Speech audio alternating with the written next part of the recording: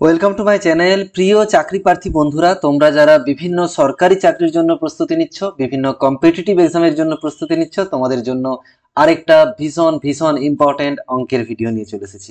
তো প্রথমেই একটা কথা না বললেই না, আমার ভিডিওগুলো যারা দেখো, আগে থেকে ফলো করো, তারা বুঝতে পারবে শুধু শর্ট ট্রিক বলি না আমি, কারণ শর্ট ট্রিক মনে থাকে না খুব বেশি। ঠিক আছে, শর্ট ট্রিক কিছু কিছু অঙ্কের জন্য প্রয়োজন, কিন্তু তার আগে আমার মনে হয় যেটা বেসিক আইডিয়াটা ক্লিয়ার করা দরকার, অর্থাৎ অঙ্কের ভিতটা তৈরি করা দরকার। তো আমার প্রতিটা অঙ্ক সেইভাবেই আমি শেখাই যাতে তোমাদের একটা অঙ্ক দেখলে ওই চ্যাপ্টারের বাকি অঙ্কগুলোর সম্পর্কেও একটা ধারণা তৈরি হয় এবং অঙ্কগুলো তোমরা সহজে করে ফেলতে পারো, এবং একবার দেখলে তোমাদের আরামসে মনে রয়ে যাবে। ঠিক আছে, শর্ট ট্রিক তো মনে থাকবে না, ভুলে যাবে, কিন্তু একটু বিস্তারিত, একটু শর্ট ট্রিক মিশিয়ে যদি অঙ্কটা করা যায়, একটু কনসেপ্টটা যদি ক্লিয়ার করা যায়, তাহলে কিন্তু তোমাদের সব দিনের জন্য অঙ্কটা মনে রয়ে যাবে। এবং অঙ্কে যাদের ভয় রয়েছে বিশেষ করে, তারা অঙ্কর ভিডিওটা পুরোটা অবশ্যই দেখো। আমার চ্যানেলটা তাদের জন্য অবশ্যই ফলো করতে বলবো, কারণ তোমাদের ভয়টা আস্তে আস্তে কমে যাবে। তোমরা যদি আমার চ্যানেলের ভিডিওগুলো দেখতে থাকো পরপর, দেখবে কিছুদিন পরে অঙ্কে আর তোমাদের ভয় লাগছে না, খুব ইজি হয়ে যাবে। চলো, আজকে নিয়ে এসেছি মিসলেনিয়াস সার্ভিস, যে পরীক্ষা হয়, মিসলেনিয়াসের পরীক্ষা, তার বিভিন্ন সালের কোশ্চেনগুলো পরপর ভাবছি করে দেবো। তার সাথে WBCS এর সালের কোশ্চেনগুলো সলিউশন করব, ম্যাথের কোশ্চেনগুলো এবং রিজনিং এর কোশ্চেনগুলো। আজকে মিসলেনিয়াসের প্রিলিমিনারি এক্সামের 2007 সালে যে কোশ্চেনগুলো অঙ্কের ক্ষেত্রে এসেছিল, সেগুলো একটু সলিউশন করে দিচ্ছি। ঠিক আছে, দেখতে থাকো। মোটামুটি 10টার মতো অঙ্ক এসেছিল, 10টা অঙ্কই সলিউশন করে দিচ্ছি।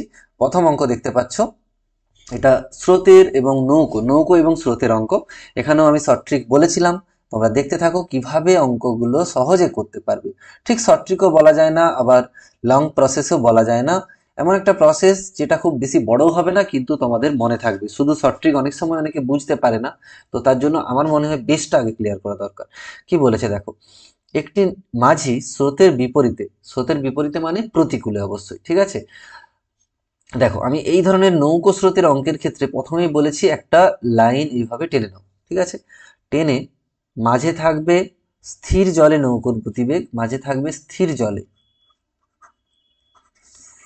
স্থির জলে নৌকোর গতি, নৌকার গতি।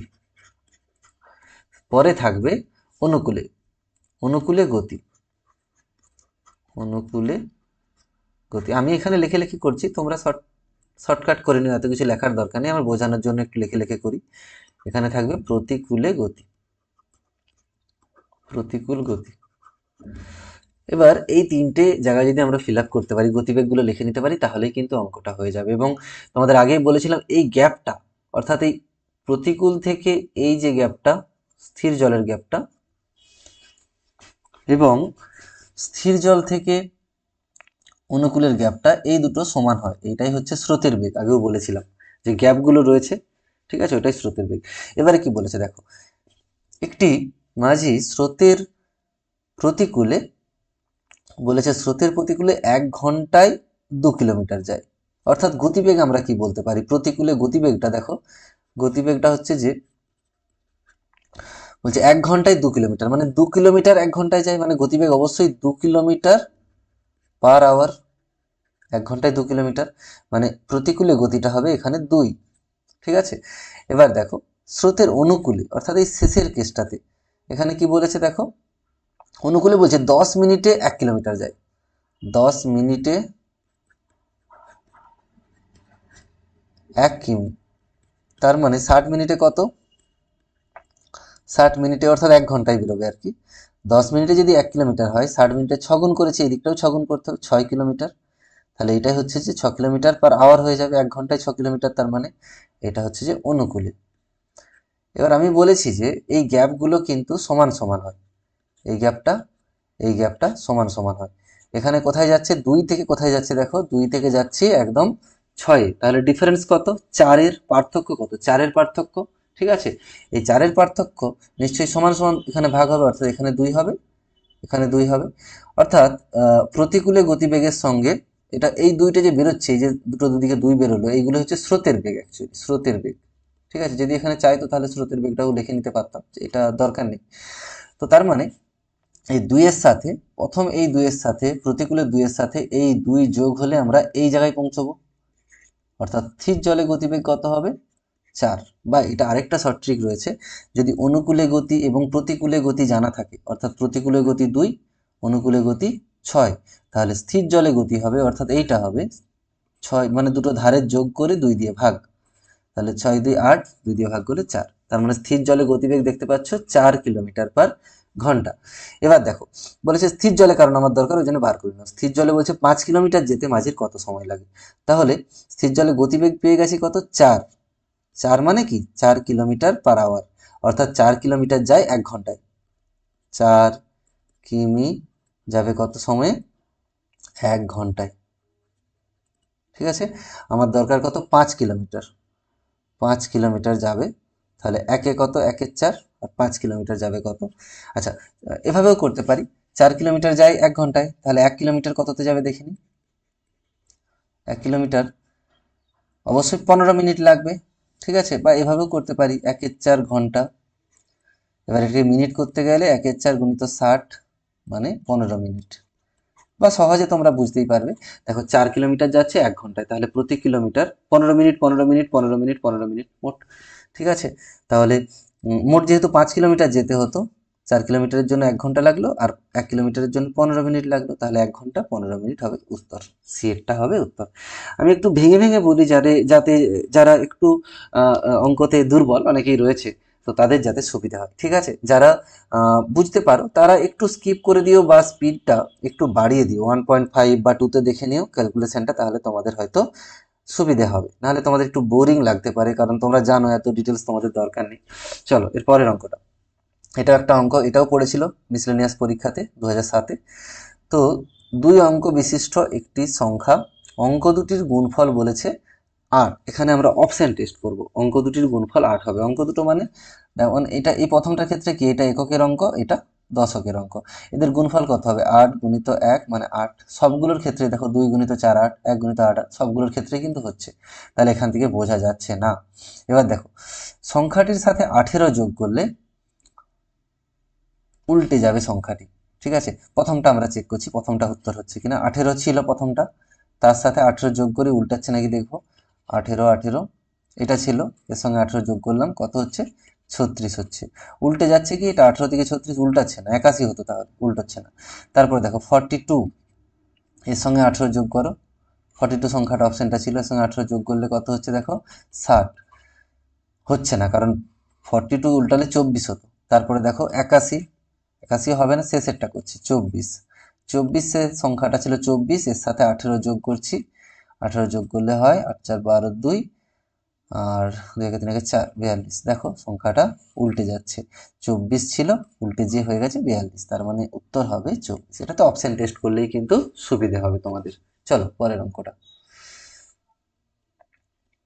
খুব ইন্টারেস্টিং অঙ্ক, এটা একটা ঘনের অঙ্ক দিয়েছে, পূর্ণ ঘন সংখ্যা। ঠিক আছে, এই ধরনের অঙ্ক আমরা আগেও করেছি, কিন্তু সেটা পূর্ণ বর্গের করেছি, এখানে আছে পূর্ণ ঘন। পূর্ণ ঘন আর পূর্ণ বর্গটা আগে জানতে হবে। পূর্ণ বর্গ মানে কি, দেখো 16, 16 একটা পূর্ণ বর্গ সংখ্যা, কারণ এটাকে লিখতে পারি 4 গুণিত 4। দুটো সংখ্যার গুণফল আকারে যদি লেখা যায় একই সংখ্যা, সেটা হচ্ছে পূর্ণ বর্গ সংখ্যা। এবার দেখো 27, 27কে কিন্তু বলা হয়, 27কে কত ভাঙতে পারি, দেখো 3 গুণিত 3 গুণিত 3, বা 64 যদি থাকে কোথাও, এটা হবে 4 গুণিত 4 গুণিত 4। এগুলো হচ্ছে পূর্ণ ঘন সংখ্যা, এগুলো যেহেতু তিনটের ভাঙা যাচ্ছে, এই 27 64 এগুলো হচ্ছে পূর্ণ ঘন সংখ্যা। ঠিক আছে, 1 হবে, 8 হবে, 27 হবে, 64 হবে, 125 হবে, তারপরে 6-এর কিউ 216 হবে, এগুলো পূর্ণ ঘন সংখ্যা। বলছে 3600 একটা সংখ্যা দিয়ে দিয়েছে, বলছে একে কত দিয়ে ভাগ করলে পূর্ণ ঘন সংখ্যা হবে। তাহলে 3600কে প্রথমে আমরা ভেঙে নেব। ঠিক আছে, 3600কে ছোট ছোট করে ভেঙে নেব। 3600 প্রথমে 5 দিলে দেখো, 5 7 5 7 35, 5 2 10, 720। আবার 5 দিচ্ছি, 5 1 5, 6 7 2 12, এই সরি 2 22, 5 4 20, 2 22 2 5 4 20। এবার দেখো 2 দিয়ে 7 2, আবার 2 দিয়ে 36, আবার 2 দিয়ে 9, সরি 18, আরেকটা 2 দিয়ে 9, আবার 3 দিয়ে 3 3 9।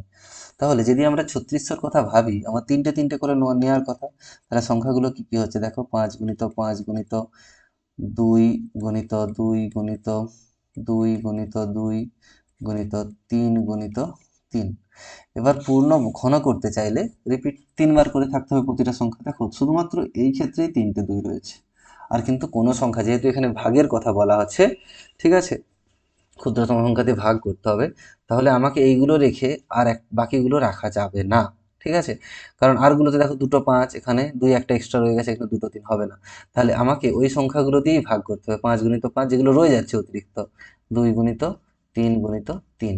যদি আমি এগুলো দিয়ে ভাগ করি তাহলে ব্যাপারটা বুঝতে পারছো, এটার সাথে এটা কাটবে, এটার সাথে এটা কাটবে, 2 এর সাথে 2 কাটবে, 3 এর সাথে 3 কাটবে, এর সাথে 3 কাটবে, তাহলে পূর্ণ ঘন 2টো 3 রয়ে যায়, 3টে 2 রয়ে যাচ্ছে, মানে পূর্ণ ঘন হয়ে যাবে। তার মানে কত দিয়ে ভাগ করা হলো দেখো, 5 5 25, 2 গুণে 50, 50 গুণিত 9, 50 গুণিত 9, 5 9 45, 450 দিয়ে ভাগ করতে হবে মিনিমাম, ঠিক আছে। উত্তর হবে 450। এবার পরেরটা আসা যাক। এটাও খুব ইন্টারেস্টিং একটা অঙ্ক দেখলাম। এই ধরনের অঙ্ক এতটা কমপ্লিকেট করে না, এই অঙ্কটা দেখছি একটু কমপ্লিকেটেড করে দিয়েছে। কমপ্লিকেটেড মিনস দেখো বুঝতে পারবে, সুবিধা হবে। দেখো এখানে দুটো জিনিস বলেছে, 10 বছর পর আর 10 বছর আগে, এবং দুজনের কথা বলেছে এ বি। তার জন্য এরকম আমি একটা ছক করে নিলাম। দেখো এই ছকগুলো তোমরা বুঝতে সুবিধা হবে বলে করা, তোমরা অন্যরকম ভাবেও করতে পারো।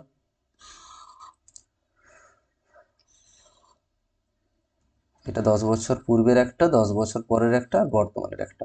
এটা ধরো বর্তমানে, বর্তমান, এটা আফটার 10 ইয়ার্স, আফটার 10 বছর পরে, আর এটা হচ্ছে বিফোর 10, 10 বছর আগে।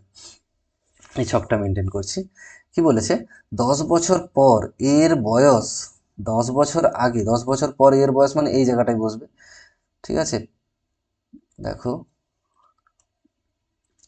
বলেছে 10 বছর পর এর বয়স 10 বছর আগে বিয়ের যা বয়স ছিল তার দ্বিগুণ। তাহলে বিয়ের বয়স 10 বছর আগে আমরা যদি এক্স ধরে নিই, ঠিক আছে। এবারে দেখো, তার মানে 10 বছর পর এর বয়স মানে এই জায়গাটায় হবে কিছু, এর বয়স 10 বছর আগে বিয়ের বয়স যা ছিল অর্থাৎ এক্স ছিল তার দ্বিগুণ, ঠিক আছে। এটা তাহলে হবে 2x। এবার তাহলে বর্তমান বয়সগুলো দুজনের আমরা বার করে নিচ্ছি। যেহেতু 10 বছর পরে বয়স ছিল, ঠিক আছে, 2x, তাহলে এখান থেকে যখন এখানে আসবো ব্যাকে আসলে বিয়োগ হবে, মনে রাখবে। তাহলে 2x থেকে বিয়োগ হবে 10, আর এখানে এক্স এর সঙ্গে এদিকে এদিক থেকে এদিকে যাচ্ছে মানে যোগ হবে, 10 বছর যোগ হবে, তাহলে এটা হবে x+10, ঠিক আছে। এবার বলেছে বর্তমানে বিয়ের বয়স থেকে, সরি, এর বর্তমান বয়স মানে কত, 2x - 10। বলেছে বিয়ের বর্তমান বয়স থেকে, বিয়ের বর্তমান বয়স মানে x+10, এর থেকে 9 বছর বেশি, 9 বছর বেশি করে দিলাম।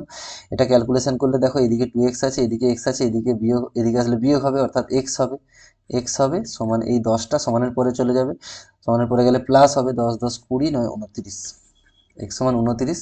আমাদের কার বয়স চেয়েছে দেখো, চেয়েছে আমাদের বিয়ের বর্তমান বয়স। বিয়ের বর্তমান বয়স মানে যে x+10, আমরা x এর মান 29 পেয়েছি, তাহলে বর্তমান বয়স হবে x+10 মানে 39, ঠিক আছে। এটা ভুল হয়ে যাবে, অনেকে 29 উত্তর করে দিতে পারে, একটু সাবধানে করতে হবে। বর্তমান বয়স যেহেতু চেয়েছে মানে x+10 হবে, ঠিক আছে।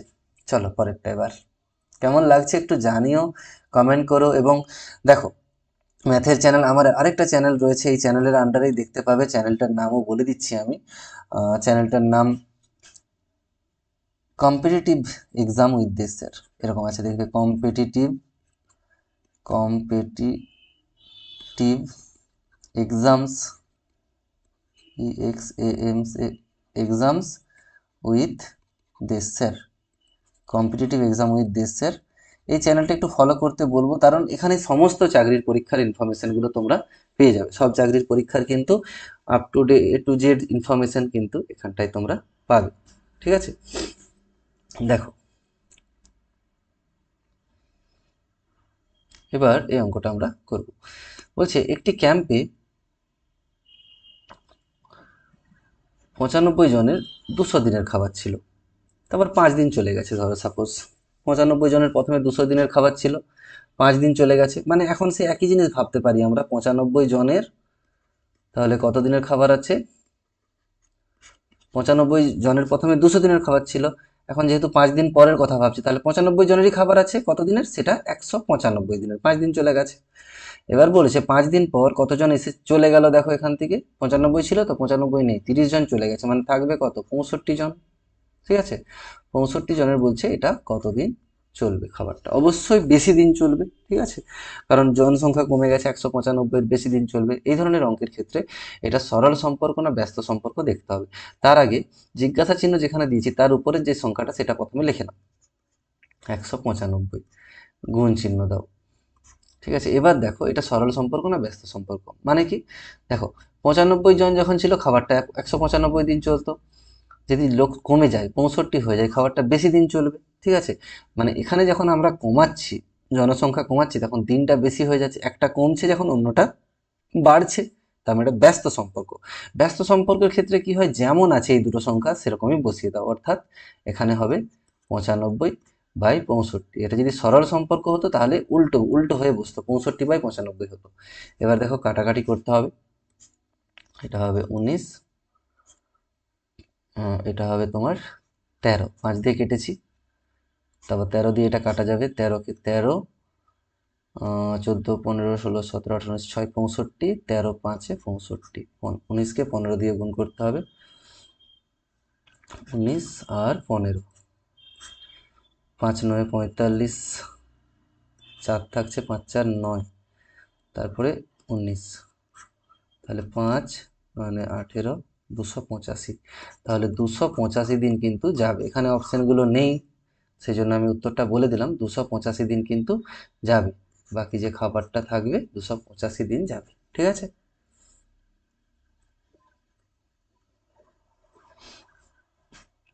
এবার দেখো পরের অঙ্ক, বলেছে 3 ব্যক্তির বয়সের অনুপাত দেওয়া রয়েছে এত এত এত, তাহলে আমরা বয়সগুলো কত ভাবতে পারি, একজনের বয়স 4x, আরেকজনের বয়স 7x, আরেকজনের বয়স 9x, এইভাবে ধরে নেব। 8 বছর আগে তাদের বয়সের যোগফল ছিল, 8 বছর আগের বয়স কত হবে, এটা ছিল বর্তমান, ধরো এটা বর্তমান, এটা হচ্ছে বিফোর 8 ইয়ার্স, 8 বছর আগে, এটা অবশ্যই 4x-8 ছিল, এটা 7x-8 ছিল, এটা 9x-8 ছিল, এদের যদি যোগ করা হয়, বলেছে এদের যোগফলটা কত হবে, 56। তাহলে দেখো 4x 7x 9x এগুলো আগে যোগ করব। ঠিক আছে, 9 7 16, 4 20, 20x মাইনাস, এখানে থাকছে 3টে 8 মানে 24 সমান 56। তাহলে 20x সমান হয়ে যাবে তোমার, এদিকে হলে যোগ হবে 0, 5 2 7, 8, 80 হয়ে যাচ্ছে। তার মানে এক্স সমান পেয়ে যাচ্ছি আমরা 4, এক্স এর মান 4 পেয়েছি। ওদের বর্তমান বয়স চেয়েছে, বর্তমান বয়স মানে এটা এক্স এর জায়গায় 4 বসাবো, 4x ছিল, একটা 7x ছিল, একটা 9x ছিল, এক্স এর জায়গায় 4 বসিয়ে দাও, 16। ঠিক আছে, আর অপশান অ্যাকচুয়ালি দেখার দরকারই নেই, একটাই 16 দিয়ে শুরু আছে, তাও দেখে নিচ্ছি, 4 7 28 আর 4 9 36। ঠিক আছে, পরের প্রবলেম দেখো, এই ট্রেনের অঙ্ক, এই এই ধরনের যাবতীয় অঙ্ক কিন্তু আমার চ্যানেলে রয়েছে, তাও এই সাল অনুযায়ী যেহেতু করছি সেখানে আসছে তাই বারবার বলে দিচ্ছি। প্রথমত দেখো, একটা ট্রেন একটা সেতুকে অতিক্রম করবে, দুটোরই দৈর্ঘ্য দেওয়া আছে, তার মানে অতিক্রান্ত দূরত্ব, এটা সূত্রটাই আমরা ফলো করব, অতিক্রান্ত দূরত্ব যেটাকে আমরা নর্মালি এস ধরে থাকি, এস সমান হবে এই দুটোর যোগফল, 110 প্লাস 132 মিটার, সমান হচ্ছে দেখো 242 মিটার। এস এর মান পেয়ে গেলাম। অ্যাকচুয়ালি আমরা এই সূত্র লাগাবো, S equal to VT, but S equal to VT এই সূত্র, বা এখান থেকে T equal to pi S by V, এই সূত্রটা লাগাবো, সময় যেহেতু চেয়েছে। তো এবার এস এর মান পেয়ে গেলাম, তার মানে এস এর মান পেয়ে গেছি, এবার দরকার ভি এর মান, গতিবেগটা। গতিবেগ দেওয়া আছে দেখো 72 কিলোমিটার পার ঘন্টা, তার মানে ভি দেওয়া রয়েছে 72 কিমি পার আওয়ার। এটা যেহেতু উপরের অঙ্কটা মিটারে দেওয়া রয়েছে, তাহলে এটাকে আমাকে মিটার এককে আনতে হবে। আমি বলেছিলাম কিলোমিটার পার ঘন্টা থেকে মিটার পার সেকেন্ডে আনার নিয়ম হচ্ছে যে 5-18 দিয়ে গুণ করতে হবে। যেহেতু কিলোমিটার থেকে মিটারে আসছি, কমে আসছি, সেই জন্য মনে রাখবে 5-18, উল্টোটা হলে 18-5 হতো, মিটার পার সেকেন্ড। ঠিক আছে, তো 18, 4-18-72 আমরা জানি, তারপরে 5-4-20 মিটার পার সেকেন্ড। তাহলে এই সূত্রে যদি আমরা বসি দিই, সময়টা কত লাগবে, 242/20। তাহলে 2 দিয়ে আমরা কাটলাম 10, আর 2 দিয়ে কাটলে 12×2 = 24। তারপরে এখানটায় দেখো 1, তা 10 দিয়ে দশমিক করলে 12.1 সেকেন্ড। ঠিক আছে, 12.1 সেকেন্ড তাহলে সময় লাগবে। এখানে উত্তর দেখতে পাচ্ছ, এটা বি। দেখো তারপরের অঙ্কটা।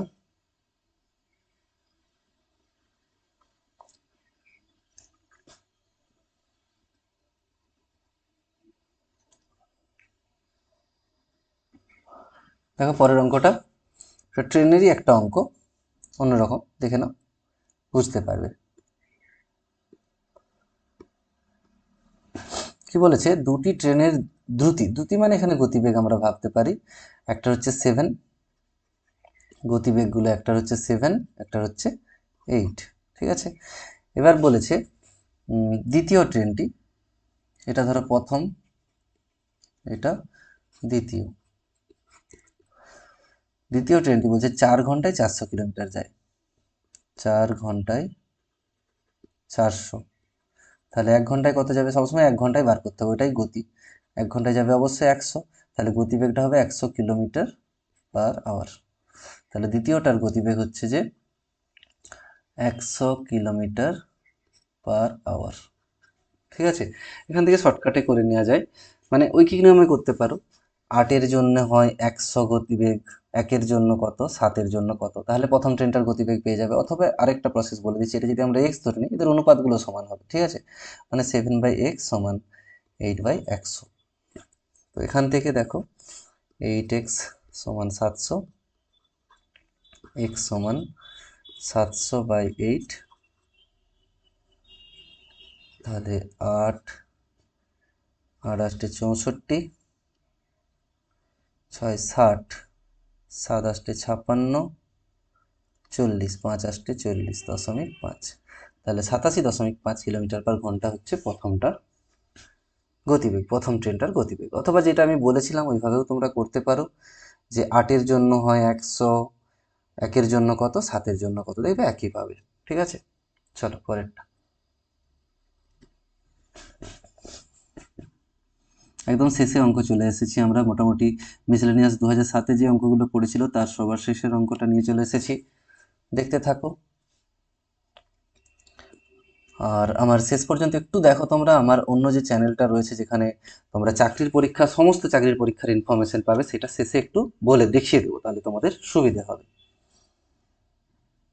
দেখো এখানে বলেছে এ এবং বি এর আয়ের অনুপাত, তাহলে আয়ের অনুপাতটা বলেছে,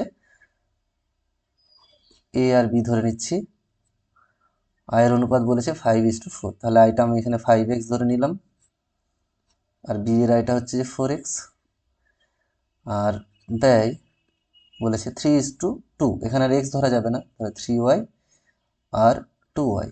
এবার বুঝতেই পারছো এদের বিয়োগফলটাই হবে সেভিংস, কতটা টাকা জমা করলো। ঠিক আছে, সঞ্চয় বা সেভিংস হবে, এই দুটো বিয়োগ করতে হবে, 5x - 3y, আর এই ক্ষেত্রে হবে 4x মাইনাস, সরি এটা y হবে, 2y। সেভিংসটা দুজনেরই বলেছে 1600 টাকা, তার মানে এটাও 1600, তার মানে এটা বলতে পারি আমরা আলাদা করে 5x, এটাও 1600, আর এটাও 1600। ঠিক আছে, এখানে আবার দেখো উভয় পক্ষে 2 দিয়ে কেটে দিতে পারি, তাহলে 2x - y = 800 হয়ে যাবে। তাহলে প্রথমটা থাকছে 5x - 3y = 1600, এটা 2x - y = 800। এবার এটা 1 নম্বর 2 নম্বর যেমন করে আমরা দিতাম, 1 নম্বর 2 নম্বর একটু সরল করে নিও। 2 নম্বর ওয়াইটা যদি কাটাতে চাই তাহলে 2 নম্বরকে 3 দিয়ে গুণ করে দেবো, দিয়ে বিয়োগ করে দেবো, তাহলে এটা 5x - 3y সমান 1600 যেমন আছে থাক, এটা 3 দিয়ে গুণ করছি মানে 6x মাইনাস 3y সমান 2400। তাহলে বিয়োগ করছি, সবার চিহ্ন চেঞ্জ হয়ে যাবে, মাইনাস হবে, এটা মাইনাস ছিল প্লাস হবে, এটা প্লাস ছিল মাইনাস হবে। তাহলে দেখো এটা কেটে যাচ্ছে, এখানে হচ্ছে মাইনাস এক্স সমান তোমার পাচ্ছি মাইনাস 800। তাহলে এক্স সমান 800 পেয়ে যাচ্ছি। এবার এক্স এর মান যে কোনো একটা সমীকরণে বসিয়ে দাও, সাপোজ এটাতেই বসিয়ে দিচ্ছি, 2x মাইনাস ওয়াই সমান 800 ছিল। এখানে হয়ে যাবে, দেখো ওয়াই এর মানটা হয়ে যাবে 2x মাইনাস 800, এক্স এর জায়গায় যদি 800 বসিয়ে দিই তাহলে 1600 মাইনাস 800, তার মানে 800। এক্স এর মান ওয়াই এর মান দুটোই কিন্তু 800 বেরোচ্ছে। এবার আমার কি চেয়েছে দেখো, এ এর আই কত, এ এর আই দেখতেই পাচ্ছি আমরা, তাছাড়া ওয়াইটা না বার করলেও এখানে চলতো, কারণ এর আই চেয়েছে মানে কত, 5x বার করতে হবে, এক্স বেরিয়ে গেলে আমাদের চলতো। ঠিক আছে, তাহলে এর আই হবে 5x, ছিল 5x মানে 5 ইন্টু 800, তাহলে 5 8 40, 4000 টাকা। ঠিক আছে, দেখো সব কোশ্চেনগুলো সলিউশন করে দিলাম। এবার যেটা বলেছিলাম শেষে একটু দেখিয়ে দিচ্ছি তোমাদের, আমার চ্যানেলটা যেখানে তোমরা চাকরির পরীক্ষার সমস্ত ইনফরমেশন পাবে। দেখো যেখানে এই একটা চ্যানেলটার সেন্টার কথা হবে, বলছিলাম, ধরো হয়তো এখানে তোমরা টিসিএস দেখবে সেন্টার হলো কলকাতা, চাকরির টিসিএস পরীক্ষার অফিস সমস্ত সেন্টার হলো, ভিডিও সেখানে কিন্তু গেলে তোমরা এখানে পেয়ে সেখানে যাবে। সিট দিয়ে ঠিক দেওয়া আছে, হলে একটু একটা দেখে নিও কম্পিউটারের তোমরা। সামনে তোমাকে